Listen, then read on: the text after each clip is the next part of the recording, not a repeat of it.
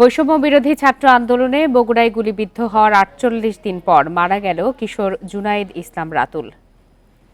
এ বিষয়ে আরো বিস্তারিত জানাতে এই মুহূর্তে বগুড়া থেকে যোগ দিয়েছেন সহকর্মী জজিফ হোসেন। জজিফ, নিঃসন্দেহে একটি মর্মান্তিক ঘটনা।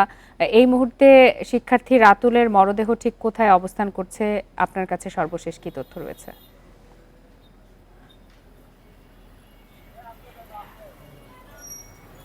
এখনো পর্যন্ত আসলে আমাদের কাছে যে তথ্যটি রয়েছে, জুনায়েদ ইসলাম রাতুল যে মাত্র ষষ্ঠ শ্রেণীতে পড়ে, ১৩ বছর বয়সে এই শিশুটি আসলে নৃশংসভাবে এই গেল ৫ তারিখে যে গণ অভ্যুত্থানের মধ্য দিয়ে আসলে বগুড়ায় যে গণ আন্দোলন তৈরি হয়েছিল, সেই গণ আন্দোলনে সে আহত হয়েছিল, গুরুতর আহত হয়েছিল এবং এই গুরুতর আহত আসলে অবস্থায় তাকে শহীদ জিয়া মেডিকেলে ভর্তি করা হয় এবং শহীদ জিয়া মেডিকেলে ভর্তি করার পরে সেখানে এক্স-রে রিপোর্টে আসলে চিকিৎসকরা আসলে জানতে পারেন যে সেখানে তাকে এখানে চিকিৎসায় দেওয়া আসলে সম্ভব নয়, যার কারণেই কিন্তু নিউরো সায়েন্সে তাকে পাঠানো হয়।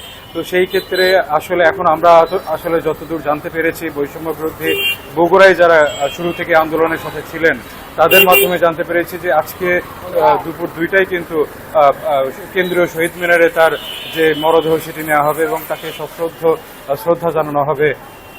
এই বিষয়টি তারা কিন্তু জানিয়েছেন এবং ইতিমধ্যেই বৈষম্য বিরোধী যারা আন্দোলনে যারা সম্পৃক্ত ছিলেন তারা কিন্তু বগুড়া থেকে রওনা হয়েছেন এবং তারা বলছেন যে আসলে এই শিশুটি যে সাহস দেখিয়েছে, সে আন্দোলনে ছিল, সেই আন্দোলনের থেকে সবসময় শুরু থেকেই সেই রাতুলটি আসলে ছিল।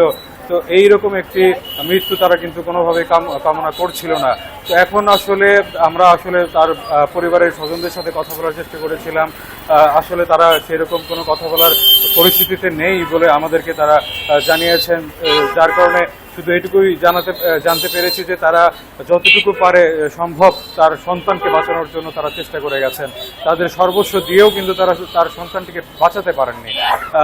সেদিনকার ঘটনা যদি আপনাকে একটু ব্যাখ্যা করি, বর্ণনা করি, ঠিক ৫ই আগস্ট যখন সকালবেলা আসলে ছাত্র জনতার যখন একটা ঢল ঝাউতলা থেকে সদর থানার দিকে আসছিল, ঠিক সেই সময় কিন্তু পুলিশের ছোড়া গুলিতে প্রায় ক্ষতবিক্ষত হয়ে যায় তার মুখমণ্ডল সহ মাথা, এবং সেই সময় আসলে তার চোখ দিয়ে একটি বুলেট আসলে মাথার মগজের মধ্যে ঢুকে যায় এবং সেখানে আসলে অস্ত্রোপচার করে একটি গুলিও বের করা হয়।